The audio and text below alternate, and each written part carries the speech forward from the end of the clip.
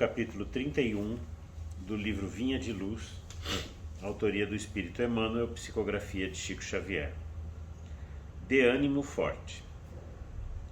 Porque Deus não nos deu o espírito de temor, mas de fortaleza, amor e moderação. Paulo, segunda Epístola a Timóteo, capítulo 1, versículo 7. Não faltam recursos de trabalho espiritual a todo irmão que deseje reerguer-se, aprimorar-se, elevar-se. Lacunas e necessidades, problemas e obstáculos desafiam o espírito de serviço dos companheiros de fé em toda parte. A ignorância pede instrutores, a dor reclama enfermeiros, o desespero suplica orientadores. Onde, porém, os que procuram abraçar o trabalho por amor de servir? Com raras exceções, observamos na maioria das vezes a fuga, o pretexto, o retraimento. Aqui há temor de responsabilidade, ali receios da crítica, acolá pavor de iniciativa em benefício de todos. Como poderá o artista fazer ouvir a beleza da melodia se lhe foge um instrumento? Nesse caso, temos em Jesus o artista divino e em nós outros, encarnados e desencarnados, os instrumentos dele para a eterna melodia do bem no mundo. Se algemamos o coração ao medo de trabalhar em benefício coletivo, como encontrar serviço feito que tranquilize e ajude a nós mesmos? Como recolher felicidade que não semeamos ou amealhar dons de que nos afastamos suspeitosos? Onde esteja a possibilidade de sermos úteis, avancemos, de ânimo forte, para a frente, construindo o bem, ainda que defrontados pela ironia, pela frieza ou pela ingratidão. Porque, conforme a palavra iluminada do apóstolo aos gentios, Deus não nos deu o espírito de temor, mas de fortaleza, amor e moderação.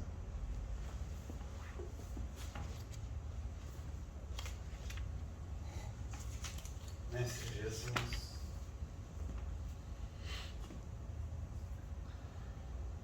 a Ti dirigimos o nosso pensamento e o nosso sentimento, para agradecer-te pelo dia que nos concedeste, rico em oportunidades de aprendizagem, em experiências enriquecedoras para a alma, e de bênçãos divinas para todos nós. Nesta hora também agradecemos pela oportunidade deste encontro fraterno para os nossos habituais estudos da doutrina espírita, e em especial deste estudo a respeito do suicídio à luz do Espiritismo. Para tanto, Mestre, a Ti rogamos Tua permissão para que os bons Espíritos conosco estejam e nos envolvam em vibrações de harmonia, de paz, de saúde, tanto quanto nos auxiliem na compreensão das lições que estudaremos nesta noite.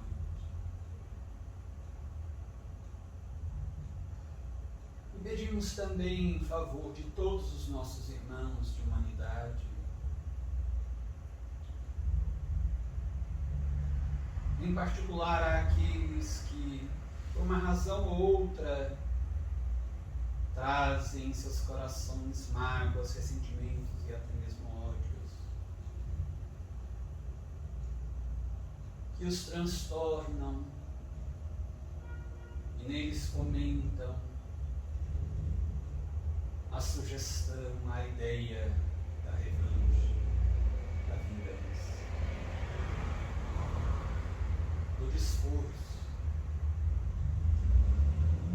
ameniza estas angústias e dores. Inspira-os o perdão, a reconciliação. Por tudo nós te agradecemos, Mestre. E dirigimos os nossos louvores e a nossa gratidão agora. Que assim seja.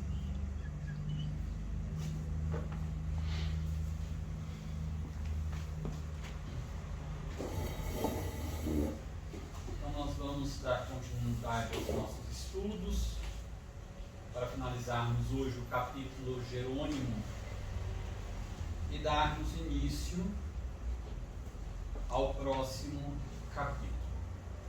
Só para a gente fazer uma breve retrospectiva, nós tínhamos visto que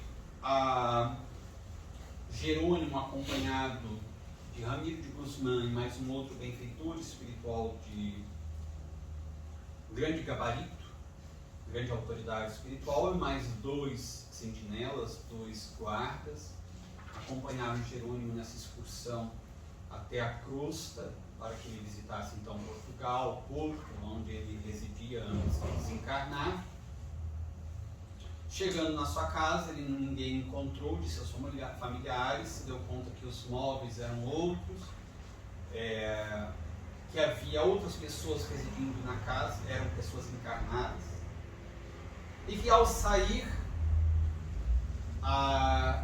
ele tentou escapar, mas os sentinelas, os guardas, acabaram interceptando essa sua fuga e conduziram a carruagem que estava servindo de transporte, onde aguardavam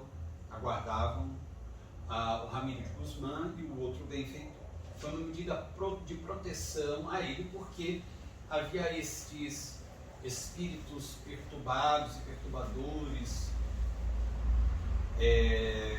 salteadores, bandoleiros que circulam nas vias públicas, na crosta mesmo, e que tentaram agarrá-lo, tentaram agredi-lo, e conquanto não pudessem pegá-lo por causa desta proteção espiritual que ele tinha,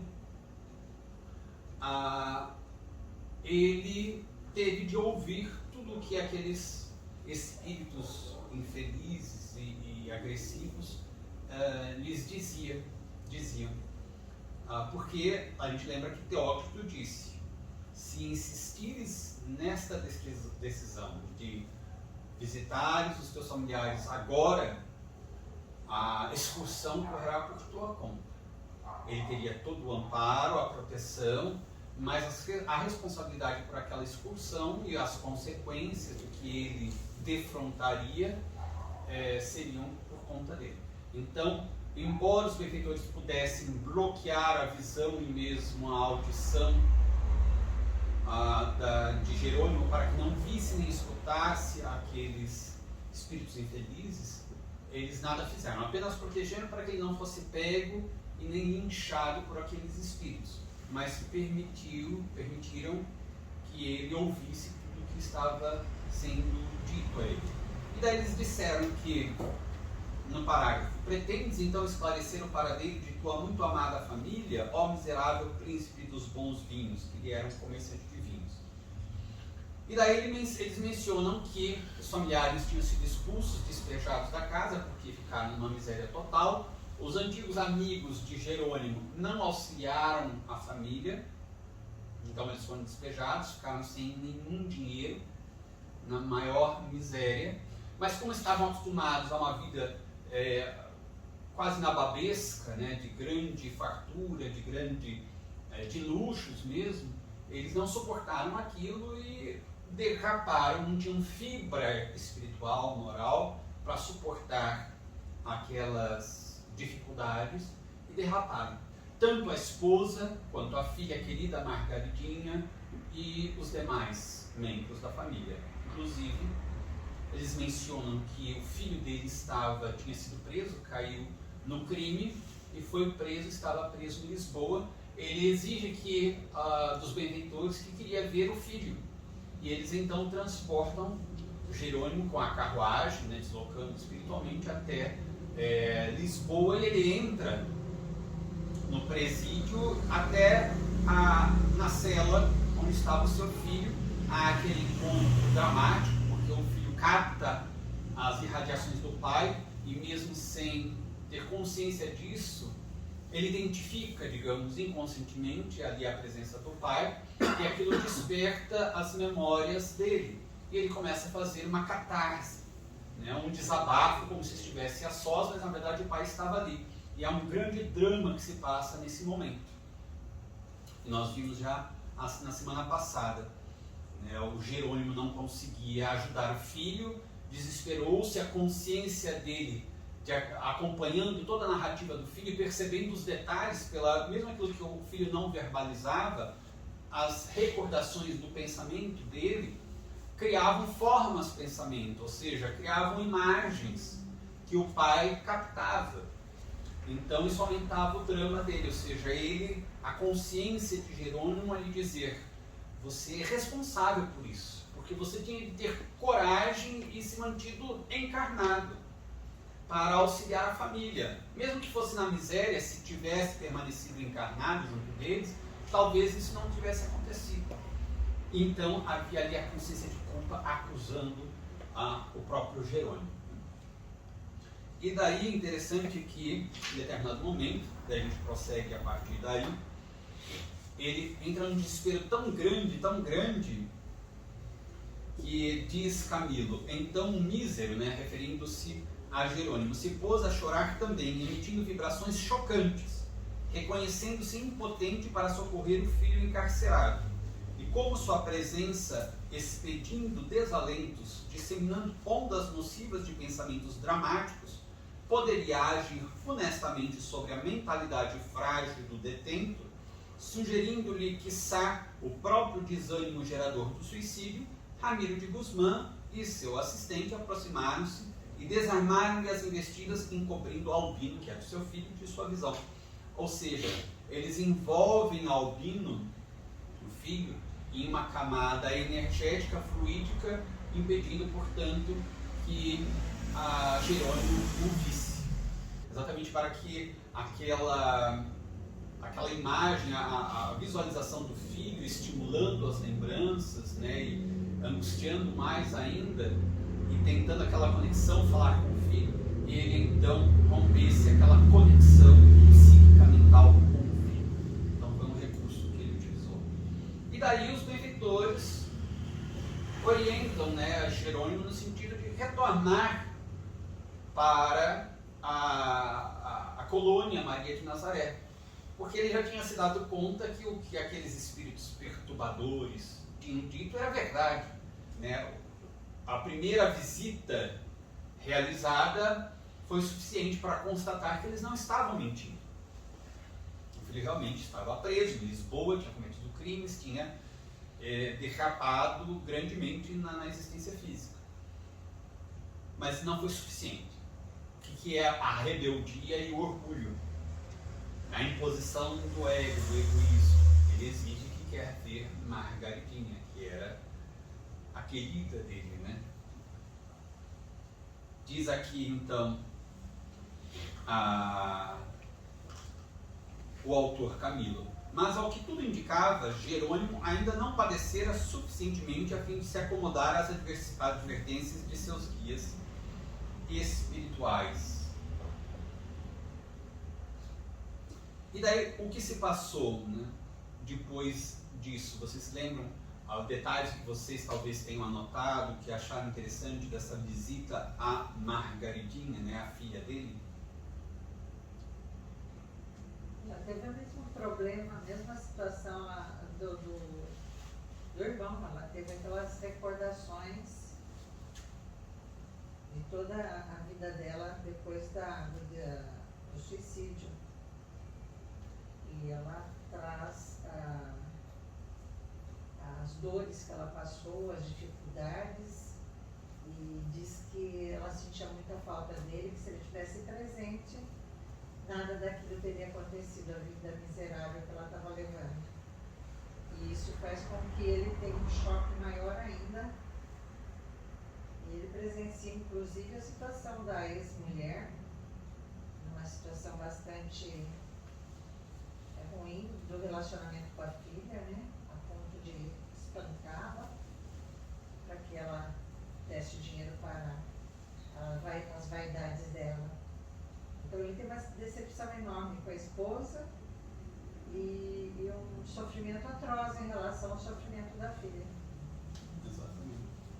E é interessante que o mesmo que se passara com ele quando ele se aproximava da residência dele lá na cidade do Porto, ele começa a ficar angustiado, ele começa a se dar conta de que realmente o que ele vai encontrar vai ser traumático para ele. Mas ele prossegue. Daí quando ele vê o filho dele daquela forma, ele constata que os espíritos infelizes, perturbadores, tinham razão. O Ramiro de Guzmán diz assim: é inútil, você só vai piorar a sua situação se você continuar insistindo neste ponto. Você não tem nenhuma condição de auxiliar os seus familiares, os seus filhos tão queridos. Voltemos para a colônia para que você se reestabeleça e, reestabelecido, quem sabe você tenha melhores condições daí sim de auxiliar. Não, vamos. Daí quando ele está chegando já na região que era onde havia mercado de peixes, etc., né, comércio, ele sente novamente, ele tem essa forte impressão de que realmente vai constatar que o que tinha sido dito a ele era verdade, ou seja, esse pressentimento. Ele capta que realmente a consciência vai lhe dizendo, olha, realmente é verdade, mas ele continua insistindo, não, é mentira, não pode ser. A gente tem uma grande dificuldade em aceitar a realidade. Isso é parte da nossa personalidade, na maior parte das pessoas que compõem a humanidade terrestre.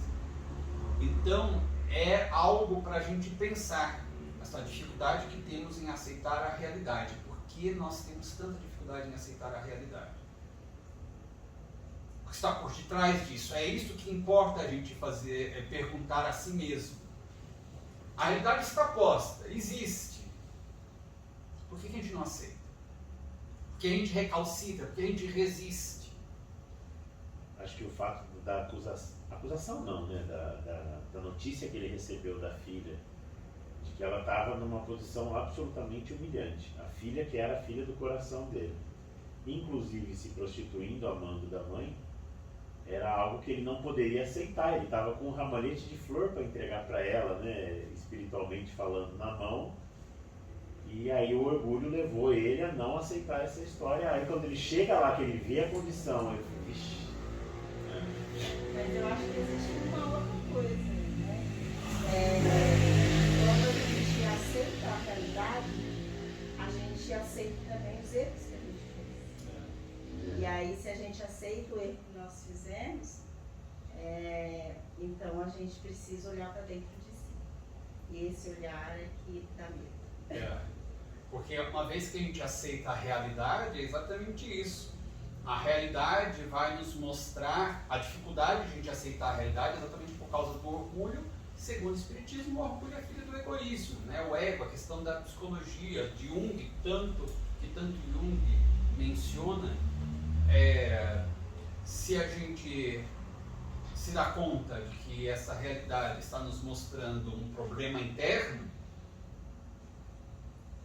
porque qual a razão de... É claro que cada um tem a sua parcela de responsabilidade. Todos aqueles membros da família de Jerônimo poderiam ter tido um outro destino, um outro caminho. É sempre o livre-arbítrio de cada um. Ele não é integralmente responsável pelos caminhos que eles passaram a trilhar. Ele é corresponsável, mas eles também. Senão a gente consideraria Deus injusto. Deus coloca o destino das pessoas na mão de alguém que é profundamente falho e que pode falhar. Quer dizer, então, o indivíduo pode falhar, há chances altas dele falhar, e daí o destino de outras pessoas está nas mãos de alguém que a qualquer momento pode falhar, eles nada podem fazer com relação a isso. Seria um Deus injusto. Não há injustiça na lei de Deus. Então, mesmo com essas dificuldades, com o suicídio do pai, eles teriam condições, se quisessem, de tomar outros caminhos. Mas optaram por um caminho complicado. Então daí, mas há esta coparticipação, corresponsabilidade do Jerônimo. Então é o que foi mencionado, uma vez que eu aceito a realidade, eu não resisto a ela, o meu orgulho não impõe barreiras para eu aceitar essa realidade, o próximo passo é o que? A consciência assim, agora que você já se deu conta de que há muita coisa a se fazer no mundo interior, você vai ficar parado de braços cruzados ou vai tomar a decisão de começar a fazer a autotransformação moral? E isso é um trabalho árduo, porque exige de nós grande renúncia.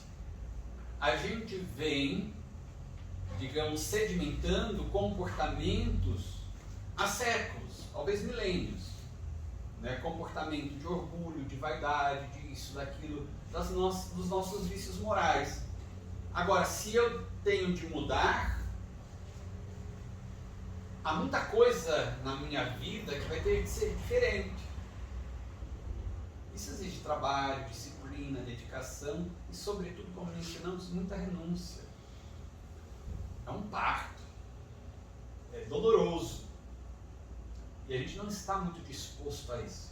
Por isso a gente finge que não vê, resiste, briga para não aceitar a realidade. E, infelizmente é isso. Então era o grande dilema dele era aceitar a realidade. Ele estava relutante, recalcitrante, porque uma vez que ele, digamos, abaixasse a guarda e dissesse realmente é isto, agora então, no próximo passo seria a consciência dizer assim, olha, finalmente aceitou a realidade, agora é a hora de trabalhar para mudar o que precisa ser mudado. Grande trabalho para muitas reencarnações, muitas expiações ainda, muitas provas ainda. E daí ele realmente vê a esposa que tinha vivido luxo e não aceitava uma vida mais simples. Grande problema também para a gente refletir. É muito comum os pais dizerem assim, eu passei dificuldades na vida, meus filhos nunca vão passar necessidades, dificuldades. Grande erro, grande erro. Aliás, se lermos o livro Joana d'Arc Médium, de Leon Denis, que foi o revisor da obra aqui psicografada por Tony Vole, Memórias de um Suicida, de autoria de Camilo Castelo Branco, ele diz naquela obra a respeito da personalidade de Joana d'Arc, a grande heroína francesa. E ele diz que é um grande erro nós super protegermos os filhos, ou os netos, enfim, sobrinhos. Uma alma que não é, digamos, forjada na dificuldade, o caráter dela fica amolentado, frágil. E daí a vida, porque nós estamos no mundo de provas e expiações, a gente não pode nunca se esquecer disso. Provas e expiações, qualquer espírito reencarnado na Terra, a não ser os missionários que estão em missão, mas daí se submetem às dificuldades da Terra, os que são realmente fechados na Terra, como a maioria de nós estamos submetidos a um regime de provas e expiações. Inclusive os nossos filhos, netos, sobrinhos, a gente acha que Deus vai colocar ali uma proteção especial, porque talvez a gente ache, na nossa ilusão, que a gente tem algum vínculo especial. Nós somos mais filhos de Deus, os filhos legítimos, e o resto da humanidade são filhos bastardos. Agimos como Jerônimo, né? Agimos como Jerônimo. Exatamente. Mas eu sou membro da igreja, não sei o que lá, não sei o que. Ou seja, a gente acaba super protegendo os filhos, a gente não permite que os filhos, a gente acha que a gente tem algum poder para impedir os filhos de passarem, né, proteger os filhos para que eles não passem por provas e expiações. É ilusão. O que nós devemos fazer é, desde a infância, criar fibra moral neles, para que eles então consigam passar bem pelas provas e expiações que vão ter que passar. Porque disso necessitam eles para progredir, assim como de provas e expiações precisamos nós também para progredir, senão estacionaríamos no processo evolutivo. Então é fundamental. Quem tenha condições financeiras melhores pode dar uma condição melhor para os filhos, mas deve permitir, segundo Leon Denis nesta obra Joana d'Arc, Médium, deve permitir que os filhos passem por dificuldades e mesmo risco de dizer. A gente pode orientar e acompanhar para que qualquer coisa a gente esteja ali dando apoio, mas não superproteger, porque senão eles acabam não criando resistências. E eles são cidadãos do universo. Daqui a pouco a gente desencarna, eles continuam na Terra.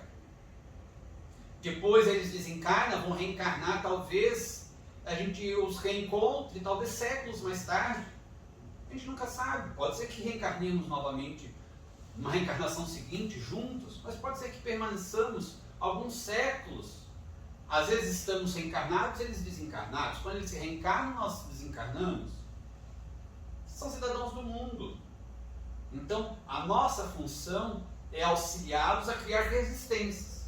Vale a pena ler o livro Joana d'Arc, sobretudo nessa parte que ele vai falar da personalidade dela. Se fosse uma personalidade extremamente protegida, era uma jovem, uma donzela, ainda muito jovem realmente, do interior da França, uma camponesa. Mas se ela não tivesse, ela mesma diz que ela, em várias reencarnações, está uma dissertação mediúnica neste livro, se preparou em reencarnações muito dolorosas, difíceis, para ter fibras para aquela tarefa.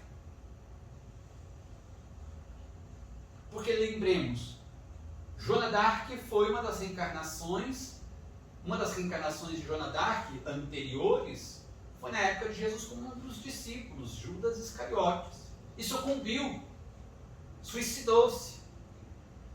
Então passou por muitas reencarnações para adquirir firmeza de caráter, fibra na alma, para no momento decisivo ter firmeza, intrepidez e conseguir realizar a sua tarefa. Várias reencarnações se preparando para isso. Então, daí Leon Denis vai nos advertir para essa tarefa dos pais de auxiliar os filhos a criarem resistências. A gente vê, por exemplo, no mundo animal, muitos animais, depois daqueles primeiros cuidados, daquele primeiro período de grandes cuidados, as mães estimulam os filhos a irem. Não estamos falando que devemos realizar o mesmo tipo de atitude que os animais, porque há uma grande distância. Nós temos o sentimento que ainda os animais não têm como nós humanos temos. Os animais já mais superiores, eles estão criando elementos que um dia se tornarão os sentimentos humanos. Nós já temos o sentimento, o raciocínio completo, é uma outra estrutura. Então nós oferecemos muito mais elementos para, digamos, os filhos, né, a cria, do que os animais. Mas nós não podemos também exagerar estes elementos a ponto de prejudicar o processo evolutivo dessas almas, que são almas reencarnadas para evoluir. Então nós precisamos encontrar um equilíbrio. Os pais vão oferecer carinho, ternura, suporte, amparo, toda a existência dos filhos. Quando desencarnarem, continuarão oferecendo, mesmo se desencarnarem antes dos filhos, continuarão oferecendo espiritualmente. Nós lembramos, a mãe de Chico Xavier desencarnou e aparecia a ele, ainda muito criancinha. Ela, quando estava no leito de morte, disse: meu filho, eu vou viajar, mas logo estarei de volta. Quando a mãe de Divaldo Franco desencarnou, no leito de morte ela disse: meu filho, eu me vou, mas logo voltarei. Ele disse: mãe, não precisa voltar, já sofreu tanto na terra, siga. Ela falou assim: você acha que uma mãe vai deixar o filho? E não discuta comigo, porque eu sou sua mãe. Daí ele disse: não pode. E tempo depois ela lhe apareceu. Então há esse cuidado, esse amor, mas não há superproteção, não há um impedimento de que os filhos, são almas também, passem por dificuldades, corram certos riscos, porque nós todos, almas, precisamos saber como agir em situações de risco, como nos defendermos. Somos almas peregrinas. Então isso é muito importante aqui. Foi o grande problema que a gente vai ver também, já antecipando um pouco do próximo capítulo, de Jerônimo. E que a gente vai ver que Camilo comenta a respeito de suicídios de jovens. Então é muito importante que nós tenhamos atenção na questão da educação dos filhos. Não apenas a instrução, mas a educação dos filhos. Realmente daí ele vê a Margaridinha junto da mãe dela, né? E a mãe explorando a filha, fazendo com que ela que vendesse os peixes, mas também ela seduzisse os homens, né? Para ter mais compradores dos peixes e também algo extra que pudesse, se pagassem bem, a filha estaria à disposição também para estes outros serviços, que seriam serviços sexuais, né, de prostituição. A mãe, além de tudo, bate na filha. Enfim, o Jerônimo tenta interferir, fica entre as duas e não consegue fazer nada, se desespera. Daí a mãe sai, a filha corre para casa, né, para aquela pocilga onde elas estavam morando. Daí ele capta os pensamentos da filha e, novamente, a presença espiritual dele provoca a mesma reação que a presença espiritual dele provocou no filho. Aqui, então, há a descrição. Novamente, a Margaridinha não teve resignação, revoltava-se, e depois ela começa a mesma coisa, queixar-se, né, da atitude do pai, da ausência do pai, de como poderia ter sido diferente se o pai estivesse presente. E ele então enlouquece de vez. Diz assim Camilo, isso já praticamente, acho que na penúltima página desse capítulo: era o máximo que o prisioneiro do astral poderia suportar, sobretudo porque ela era aparentemente a preferida dele, né? A caçula, a preferida. Era o máximo que o prisioneiro do astral poderia suportar. Ele não possuía energias para continuar sorvendo o fel das amarguras lançadas no sacrossanto seio de sua própria família, pelo ato condenável que contra si mesmo praticara. Ouvindo os lamentos da desgraçada filha, a quem tanto estremecia, sentiu-se abominavelmente ferido na mais delicada profundeza do seu coração paternal, onde infernais clamores de remorsos repercutiram violentamente, acordando em suas entranhas espirituais a dor inconsolável. Aqui um elemento muito interessante: a dor redentora da mais sincera compaixão que poderia experimentar, desesperando-se na impossibilidade de prestar à filhinha infeliz socorro imediato, de falar-lhe ao menos insuflando ânimo à sua alma com o consolo de sua presença, ou aconselhando-a, Jerônimo avolumou o padrão dos desatinos que lhe eram comuns e entregou-se à alucinação, à loucura, completamente influenciado pela loucura da inconformidade. Aqui esse destaque para a dor redentora. A gente vai recordar que Teócrito disse assim: o que nós faríamos aqui com você de maneira muito doce, suave, lentamente, o mesmo processo, digamos, ou ainda melhor, a mesma finalidade de despertamento de você, né, de clareamento das suas ideias, de auxílio para a sua recuperação, nós faríamos tudo isso, mas com uma terapêutica, um processo muito mais suave, terno, tranquilo. Você está rejeitando este processo e está buscando o mesmo fim, mas por um processo violento. É tua escolha. Ah, eu quero isso.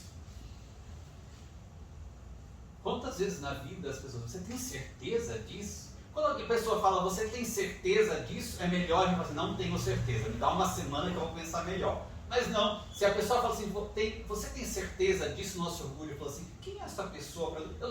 Ela acha que eu não sei raciocinar? Ela acha que eu não sei o que é melhor para mim? Na maioria das vezes a gente não sabe mesmo. Vamos fazer uma lista de todas as escolhas ruins que a gente fez nesta última semana. Só na última semana. A gente vai ter uma listinha boa aí. Então a gente não sabe, aliás, Jesus mencionou, né, que a gente deveria tomar cuidado com aquilo que a gente pedia a Deus. Se ele, cuidado com o que você vai pedir a Deus, hein? Certa vez, Divaldo conta isso em palestras, ele começou a ter um problema físico e os médicos não detectavam o que era. De onde vinha esse problema? Ele começou a definhar, perder vitalidade, força, emagrecer, estava comendo normalmente. E os médicos falaram assim, se continuar assim, você vai ter que ser internado, enfim. E ele não sabia. E um dia ele consultou o Joana de Anjos. O que está acontecendo comigo? Eu falei, você quer saber? Ele falou, quero, né? Precisa saber. Ela falou assim, então eu vou propor a você a terapia do espelho.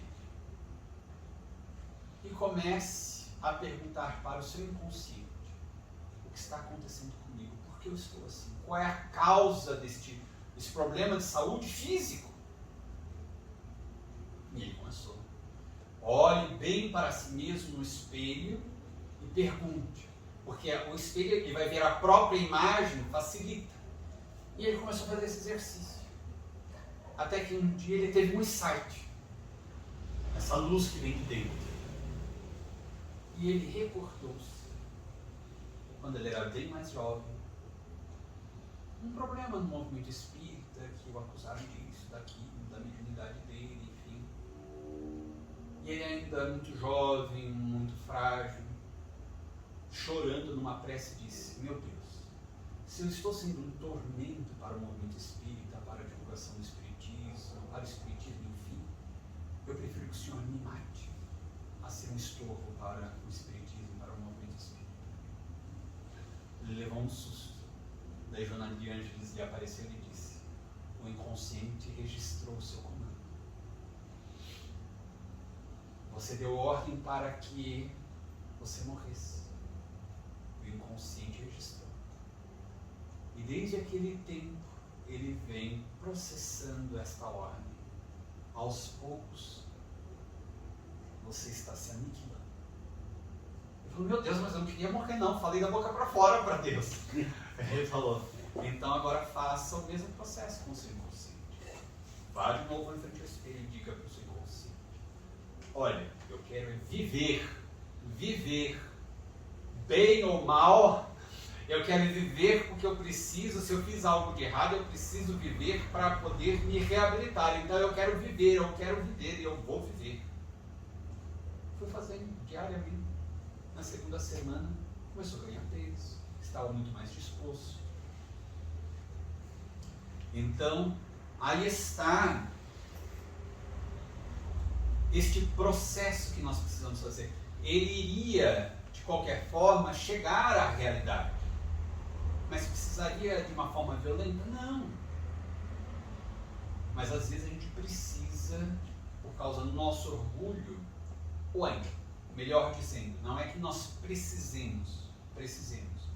Nós optamos pelo processo muitas vezes mais doloroso, por causa do nosso orgulho.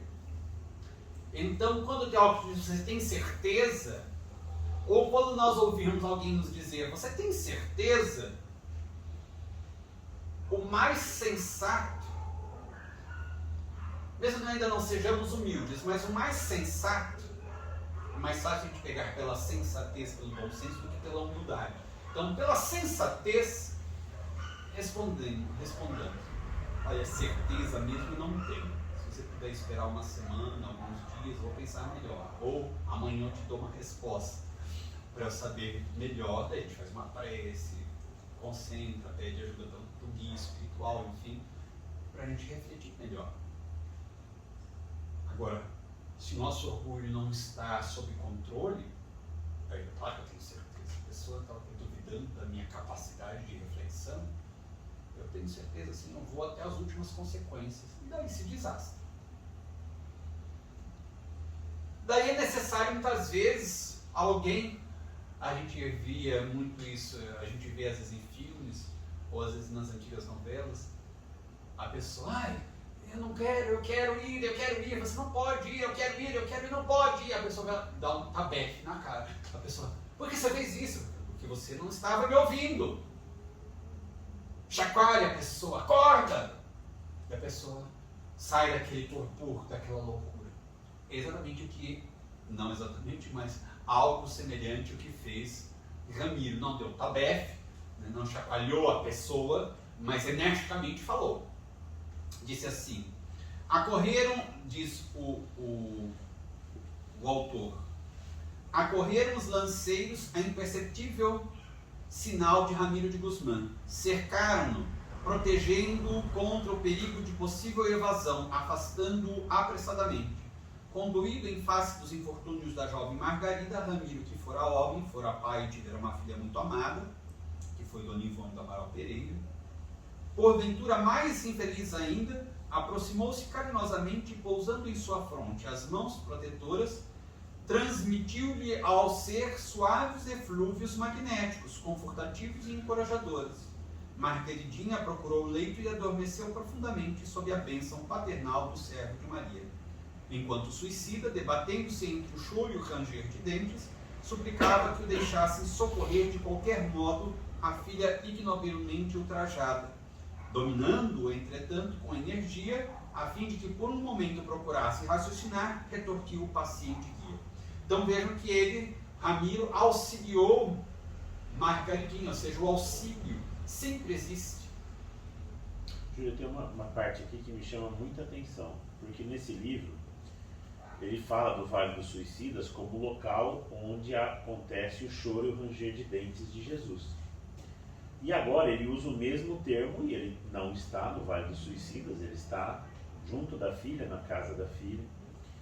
Então, nesse momento, fica claro para a gente que o choro e o ranger de dentes não é um local, é um estado de espírito.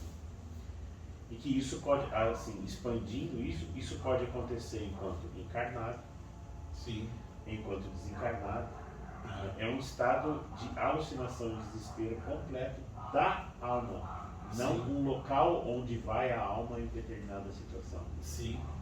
O Vale dos Suicidas era o local de ranger de dentes e do choro, exatamente porque ali se reuniam pessoas que estavam vivenciando o inferno interior, né, que é a explicação que Kardec nos apresenta em O Céu e o Inferno, quando ele fala do céu, do inferno. Essa explicação, o inferno ou o céu são estados da alma, não é um local geograficamente localizado. Porque se naquela área geográfica estivessem benfeitores espirituais, eles estariam ali, quer dizer, quando eles estão ali em socorro aos suicidas, eles estão no mesmo local, geograficamente falando. Mas os benfeitores estão no céu interior, ou seja, no estado de bênção, né, de graça, no estado de enlevo. Mesmo no meio de tantos sofrimentos, a integração deles com espíritos como de Maria Santíssima, até de Jesus, é tão grande, e a integração já, de alguma forma, já mais intensa com Deus, faz com que eles sintam-se em estado celeste ou celestial dentro de si mesmo, embora estejam no Vale dos Suicidas. Realmente é exatamente isso que você mencionou. Então, o socorro houve para Margaridinha, mas ali era uma decisão também do livre-arbítrio dela. Ele auxilia em razão da misericórdia, em nome da misericórdia de Deus, em nome da misericórdia de Jesus, em nome do amor que ele sentia pela humanidade, Ramiro de Guzmán, essa ternura paternal, mas não retira a Margaridinha das provas e expiações que ela deveria enfrentar. enfrentar para o próximo progresso dela. Isso é que muita gente não entende, nem mesmo muitos espíritas que não estudaram direito espiritismo. Porque acreditam que, já que cada um tem um guia espiritual, esse guia é meu serviçal, é o meu segurança, meu leão de chakra. Quer dizer, não pode acontecer nada comigo se eu tenho guia espiritual. Cadê esse guia espiritual que não está comigo 24 horas? Eu faço prece para ele como se a prece fosse um salário para ele. A prece, eu peço na prece que meu guia espiritual e eu estou passando por dificuldades.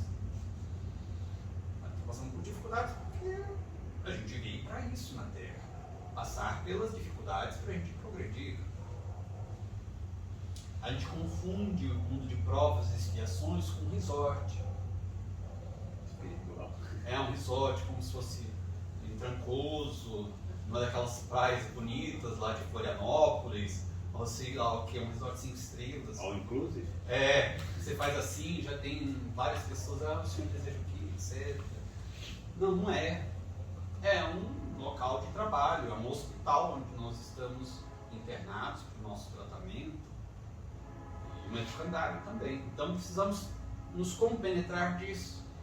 Se a gente não espera nada diferente do que isso, o que a gente passar de bom aqui é lucro. Imaginemos que a pessoa está no spa para emagrecer. Então vem aquela refeição toda controladinha, é um pedacinho de alguma coisa, um pedacinho de alguma coisa. Se vem um tabletinho pequeno de chocolate amargo, a pessoa faz uma festa, porque já é alguma coisa, né, muito boa. É algo extra. Hoje, olha, vocês estão indo muito bem, já faz 2 semanas que vocês estão indo aqui, a gente vai servir um brigadeiro de sobremesa. Extraordinário. Eu creio que eles não façam isso, mas imaginemos que fizessem. A pessoa não estava esperando um brigadeiro, vem um brigadeiro, fica feliz. Porque sabe que está ali para emagrecer, enfim. Vai ter que se submeter a um regime, a uma dieta. Então, o que vem além daquilo que se esperava é motivo de alegria, mesmo que seja uma coisa muito pequenininha. Agora a gente espera que a gente esteja internado num resort, vem provas, vem expiações, a gente não aceita. Uma falta de conscientização. É a resistência que temos para encarar a realidade. Mais uma vez, recalcitrante. A maioria das pessoas na Terra. E daí então vem o chacoalhão, né, alegoricamente falando, com a energia muito amorosa, mas energia. Assim como Jesus, sem querer colocá-lo no mesmo patamar, diga-se de passagem, mas tomando como também um exemplo a atitude de Jesus, de energia, mas energia com amor, uma energia amorosa. Ele diz assim: basta de desatinos. É evidente que nós não vamos compreender aqui que Ramiro de Guzmán tem falado assim: pô, Jerônimo, ó, basta, tá bom.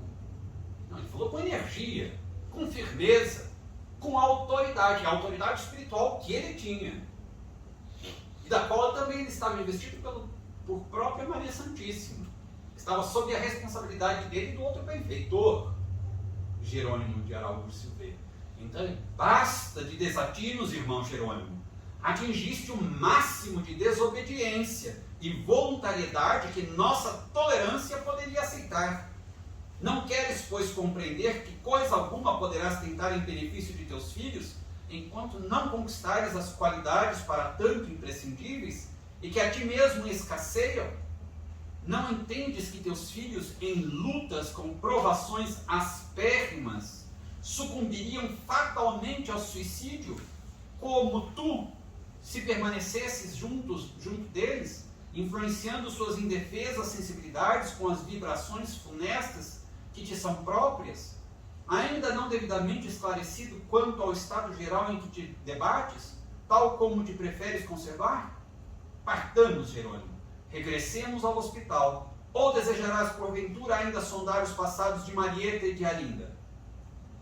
Chocando-se como que sob a ação de forças renovadoras, o precito obteve um momento de trégua contra si mesmo, a fim de ponderar alguns instantes. Sacudiu as desesperadoras alucinações que lhe cegavam o raciocínio e respondeu resoluto: oh não, meu bom amigo, basta, não posso mais, meus pobres filhos, a que abismo vos arrojei, eu mesmo que tanto vos amei. Perdão, irmão Teócrito, agora compreendo.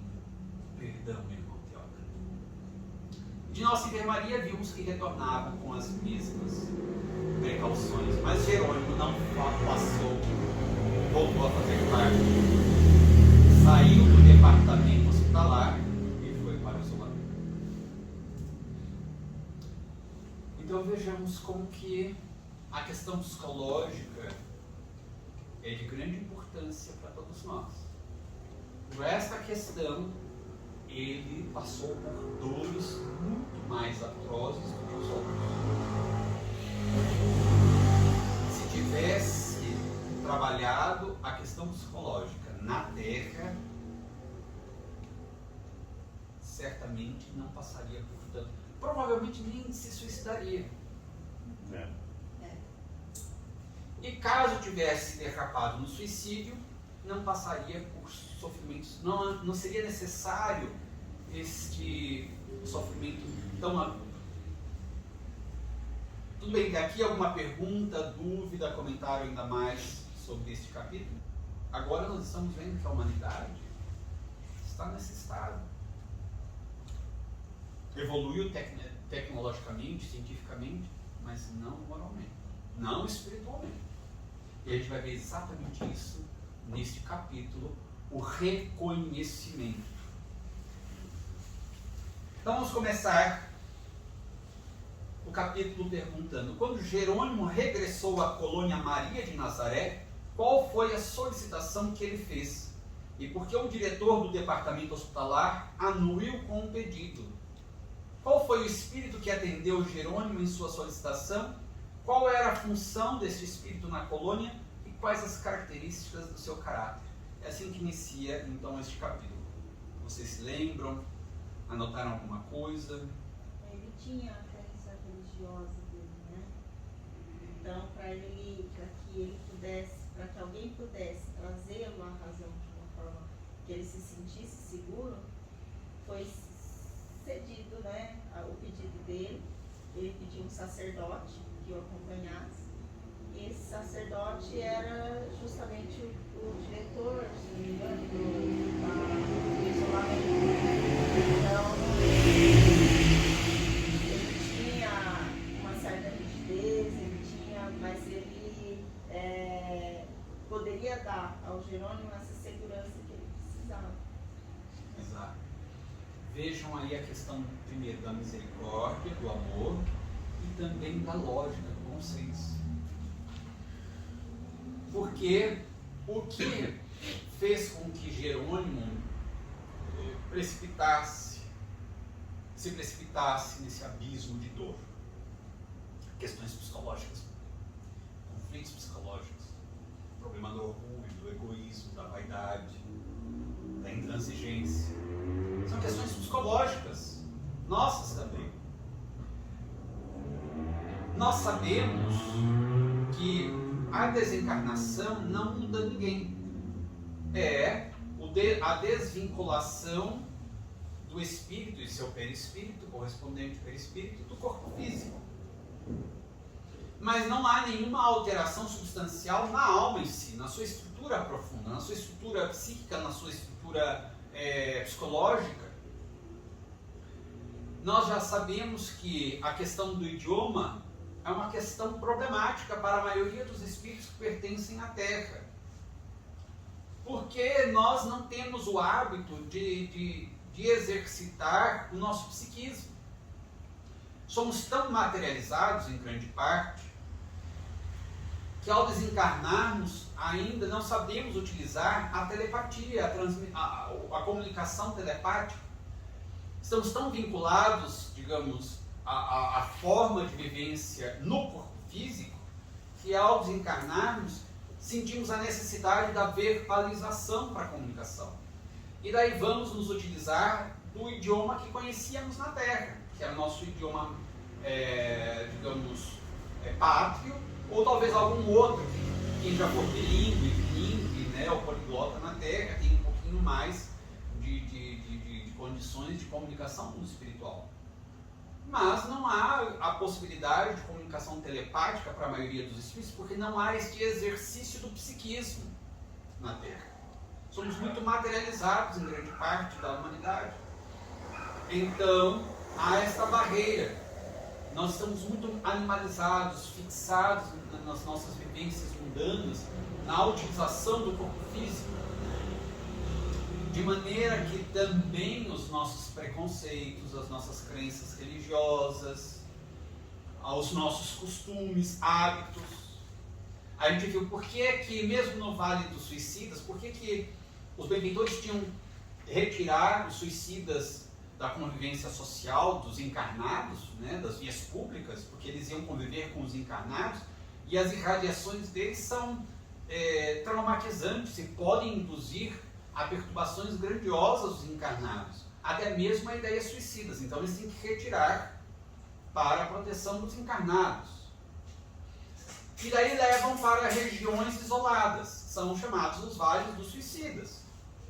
Mas eles têm o cuidado de levar quem é de fala, digamos, de língua portuguesa, quem é de fala inglesa, quem é de fala de idiomas escandinavos, porque aqueles indivíduos, além de tudo, se misturassem os idiomas, não iam conseguir nem conversar, nem que fosse para um gritar com o outro, para xingar o outro, não iam conseguir enlouquecer ainda mais.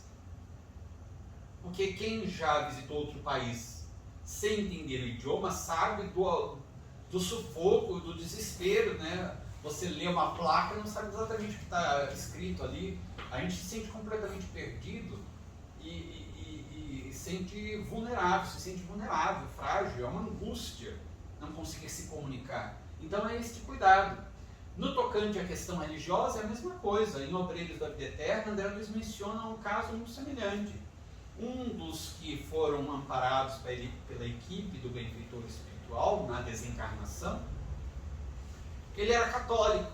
Daí quando ele desencarnou, eles processaram a desencarnação daquele espírito, e ele se deparou, a equipe era composta pelo benfeitor espiritual André Luiz, a enfermeira Luciana e o padre Hipólito.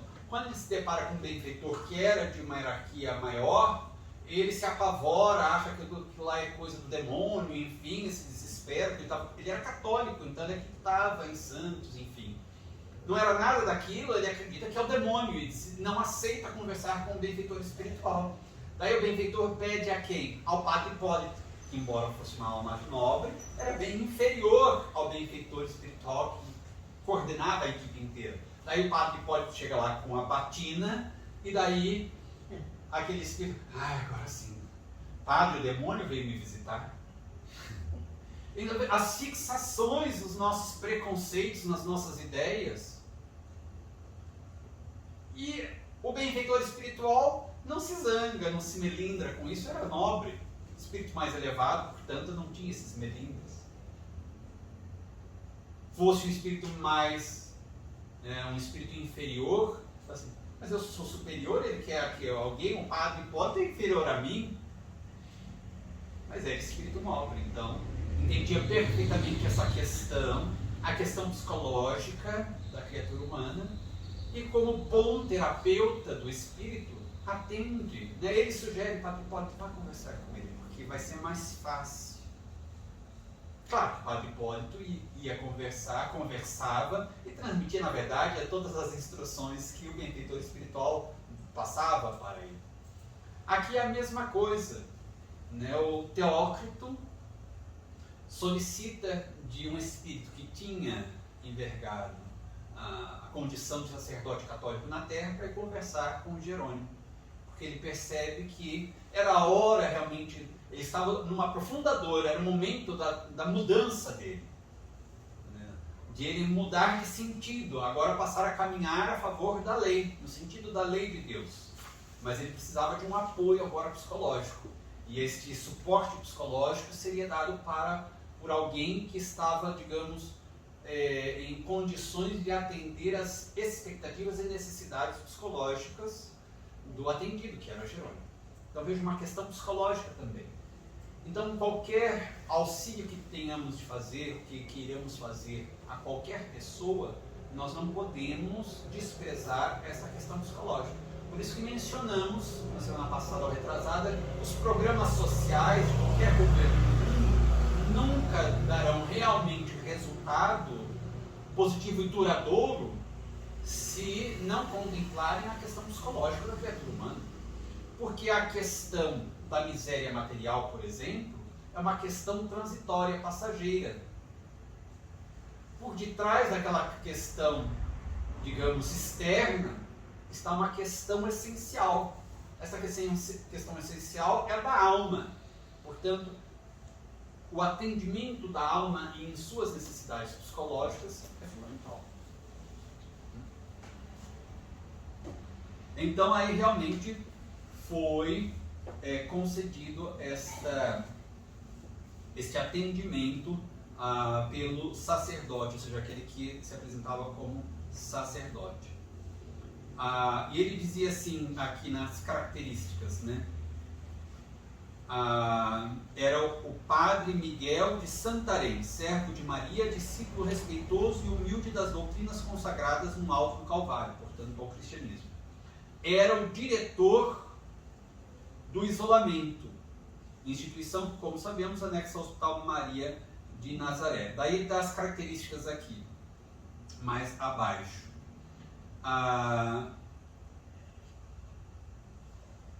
Portador de inexcedível paciência, exemplo respeitável de humildade.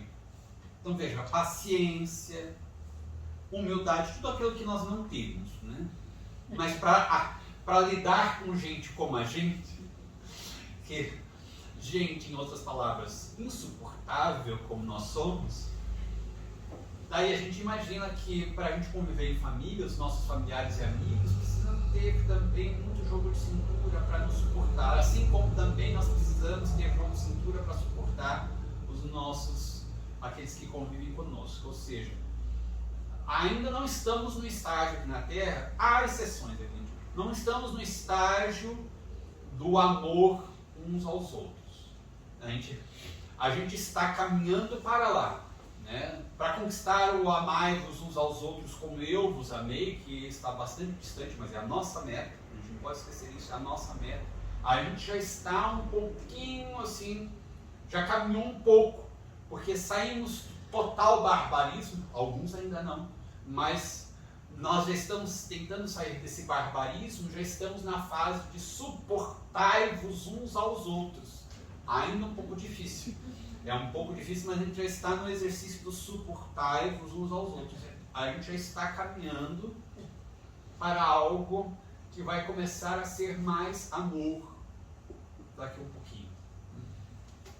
Então era alguém inexcedível paciência, exemplo respeitável de humildade, cordura, né, de prudência e conformidade, aureolado por subidos sentimentos de amor aos infelizes e transviados, e tocado de paternal compaixão por quantos espíritos de suicidas soubesse existir.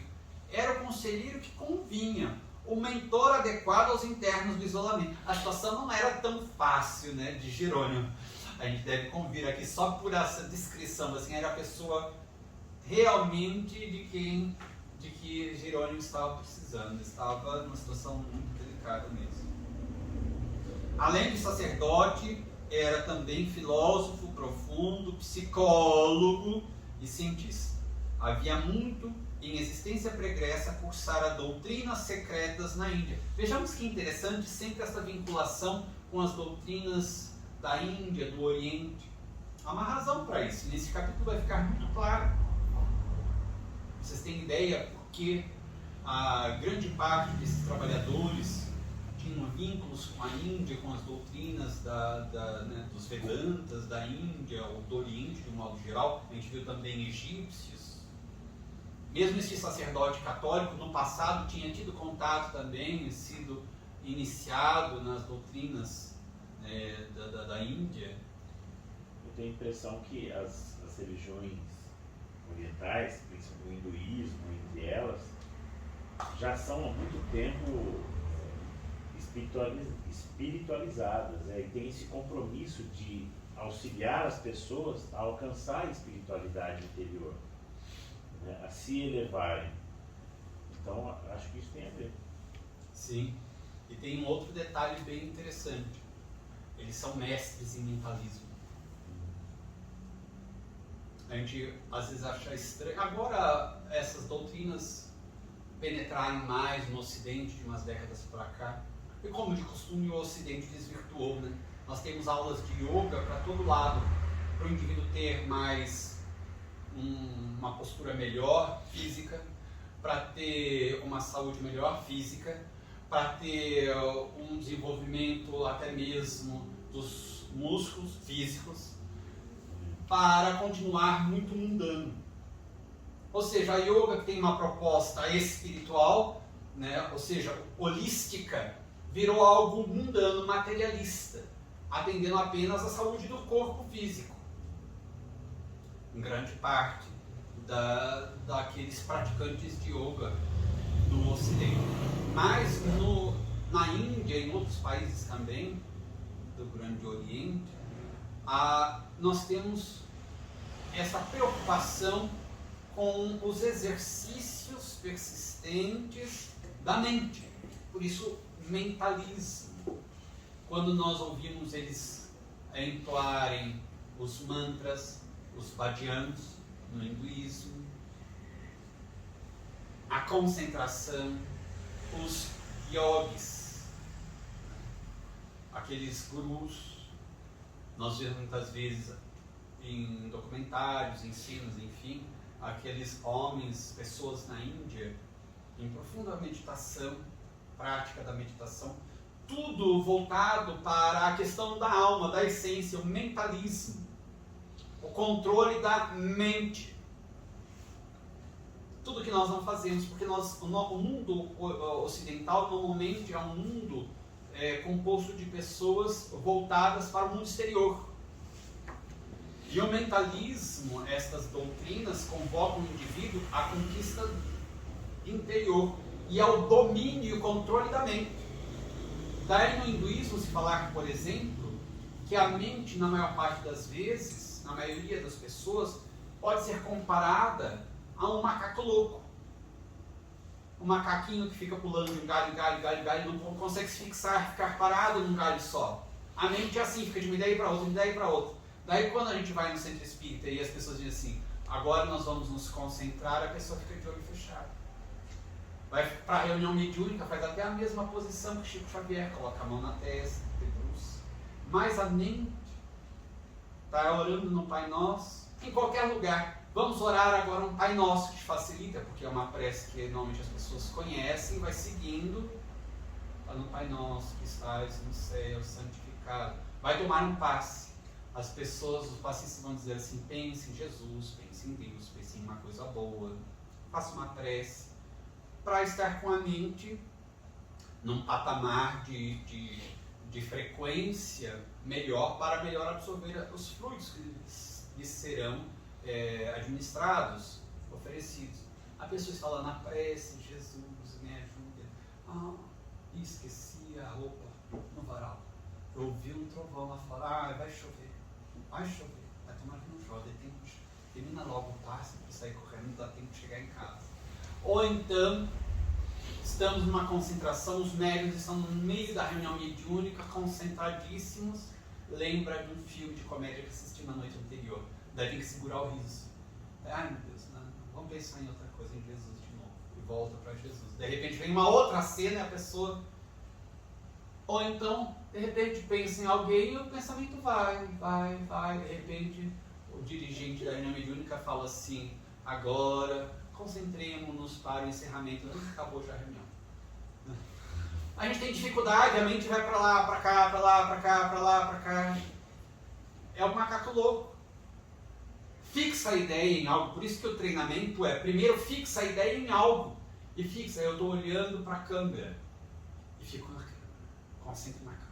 Eu vou criar, digamos, uma imagem mental de um campo de flores. E fica fixado no campo de flores. Não é fácil. Porque está o campo de flores, o campo de flores, o campo de flores. A novela não, é campo de flores, o campo de flores. Não, daí é a academia. Não, amanhã é dia de academia. Amanhã é perna, amanhã é braço, não sei, amanhã eu vejo.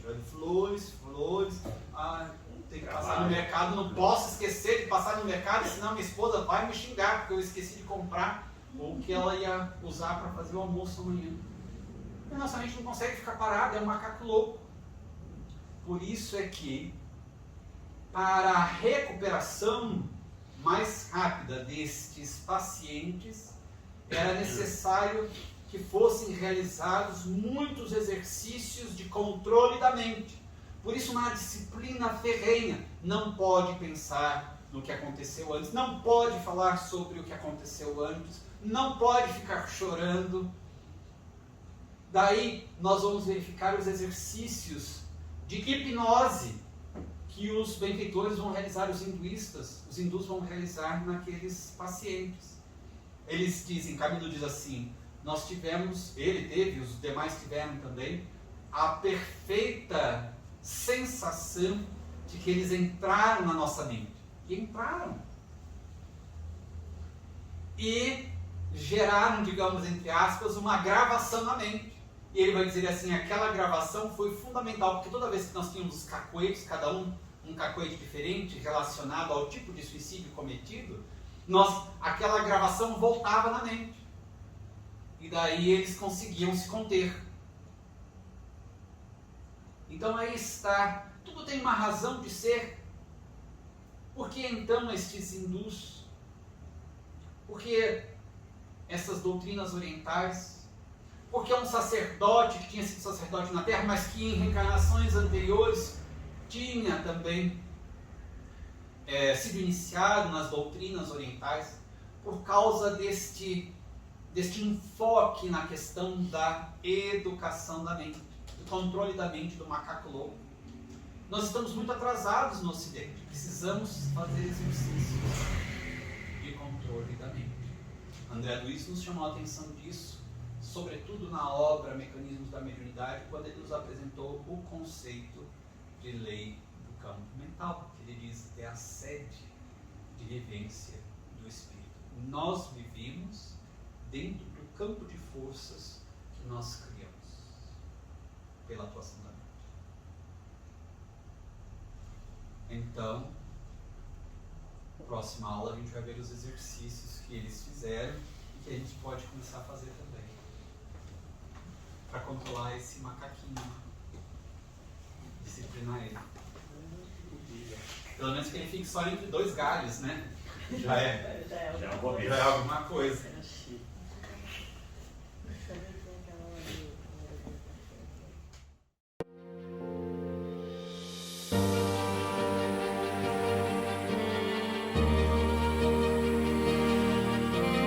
Música